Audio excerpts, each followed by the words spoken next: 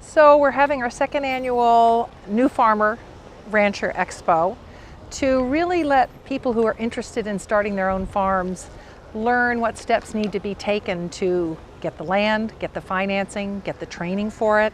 Once they're producing crops, how they interact with buyers, how they find the markets. It's very pragmatic information that they can move on. I would pay $1.50. We created the Expo because it's urgent that Hawaii start taking care of its own in a better way. Right now we're importing over 85% of our food products. We're very dependent on the military and tourism for our economic stability. And I think if we can get a really dynamic agricultural sector going to take care of our needs and export out to bring in income, it's a much healthier modus operandi for us. The issue is, as a community, we have to change our perception of food and value. But as a farmer, you can, like Tim was saying, you gotta find that market, because growing lettuce is not gonna get you into my kitchen. If you grew peppercorns, if you grew potatoes, if you grew carrots, if you grew celery, I would buy it in a second, and I would pay more. But it's the point A to point B. You know, my brother grows Ohela berries, and he started this project 6 years ago, and he wants $16 a pound for his Ohela berries, which I do buy from him every other time I buy fruit. But it's like, that's the thing, is I can't even buy my brother's Ohela berries every single day. This is a place where we're hoping that people who are interested in becoming farmers or who have recently become farmers here on the island of Hawaii will be able to meet with local resources, hear from other farmers, find out what local buyers are interested in purchasing from them, and be able to make better decisions going forward so that they can have a successful farming experience. I took the mashed potatoes off the menu, and I just tried to do the ulu, and people wanted the mashed potatoes. So it's like, what do I do? You know, how do I? That's why I'm asking you, someone, to please grow russet potatoes. So, I mean, that's it. You know, because people want mashed potatoes, but they also want ulu, but more they want mashed potatoes. So. Some of the topics covered in the presentation are: how do you secure land? How do you get financing? Do you want to grow organic Korean farming method? Do you want to do synthetic farming? What the markets are wanting. It seems like more and more people want organic produce. They want natural produce. We have buyers here that people can interact with afterwards, so they understand how you go and meet the buyers and how you maybe develop a sales relationship with them. We have farmers who've been farming for 5 or 10 years, and they're telling us what some of the issues are. Labor's an issue, housing's an issue, food safety practices are issues. Where can the government step in that they're not stepping in right now, and maybe make a change to facilitate the development of commercial farm ventures? I used to be a detective in narcotics. I retired. And so I started farming for stress release. Started with one greenhouse, a 2,100 square foot greenhouse, and decided to grow tomatoes in the soil because it was the hardest thing to do. Everybody said it gotta be hydroponics, right, Glenn? And so I decided to do what I was told I couldn't do, and today we have 48 greenhouses and we produce about 6,000 pounds a week of naturally grown tomatoes.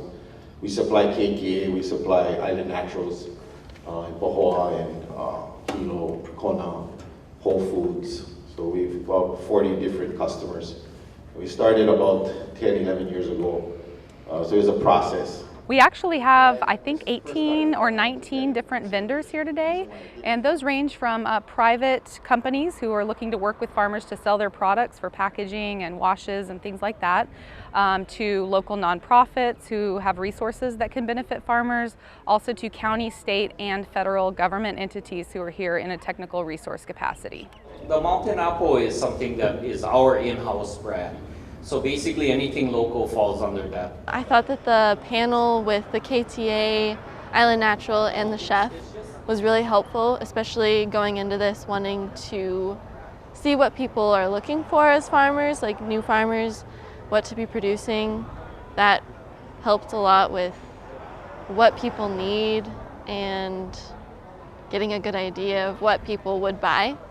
What we'll do is if we're buying something like cucumbers, if it's a local farmer, when we sign it, we'll put the Mountain Apple sticker on it so that the customer will associate that and know that it's a local product. I guess my question is if the farm had their own label. You can put it, yeah, we do also, so you can do it both ways. So no preference. No preference. So I'm the store director for the KTNY Mail, and I'm here today to try and meet farmers and initiate some contact with them and give opportunities to answer any questions that they have that might make it easier for them to provide products for us. Are you always looking for new farmers? Yes, we are. We're always looking for new farmers. There's so many new products out there, new produce that customers are looking for, so we're always trying to find new farmers that can provide us with new products. I was thinking about packaging, and I sort of wished he didn't have it in the plastic packages. I sell them loose. Yeah, I'd rather buy them loose because then we don't have to deal with the packaging. I know it's easier for you, but it's not so good for us. We have a lot of cashiers that don't know what a cucumber and a zucchini is. So.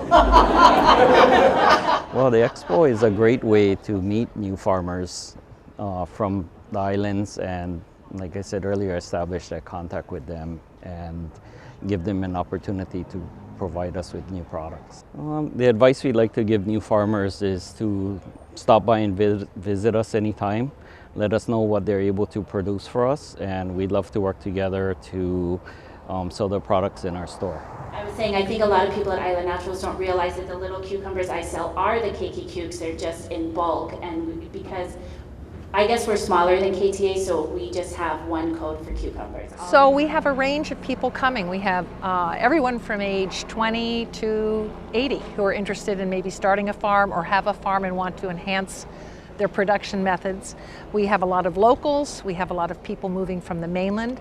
It seems there's a whole cohort of millennials who really want to engage in a sustainable lifestyle that will also benefit the world. We have a lot of them are very interested in farming and are interested in farming in ways that are not going to harm the environment, which for me, living in Hawaii is wonderful because this is such a fragile ecosystem. So we have the working farm, and then we also run a nonprofit organization right by its side that does our educational programs. A lot of youth ed work, mainly a farm field trip, bringing kids out to the land, farmer training, and then some community events, including Island Festival, which is a fundraiser to support our youth works in the schools.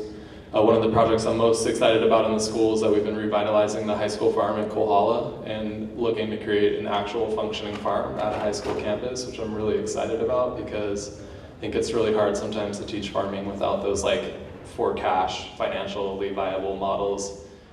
I'm attending the New Farmer Expo because my program helps train people how to be farmers. So it just felt like a good fit.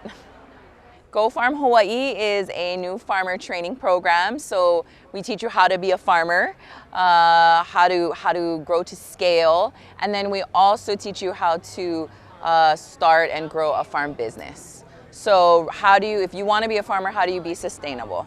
I am in the beginning, or the Go Farm Hawaii program right now.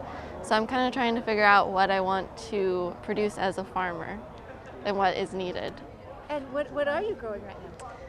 Right now, I am living in a community and growing vegetable crops like tomatoes, kale, salad mix, carrots, beets. My parents are organic farmers in Nebraska, so I've been around farming all my life, but I didn't really get into it until I left home actually, and I worked on an organic farm in Kauai, and then that was 2 years ago. So I've been farming ever since that and just gaining more experience working on different farms. So yeah, I'm ready to do it myself.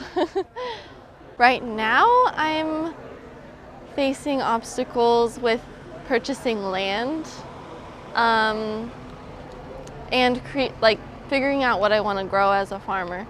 And those go hand in hand because I have to figure out what I want to grow and then figure out where that grows the best. Especially on this island, there's so much diversity with the climates. You can go 1 mile and it's just so different compared to where you are.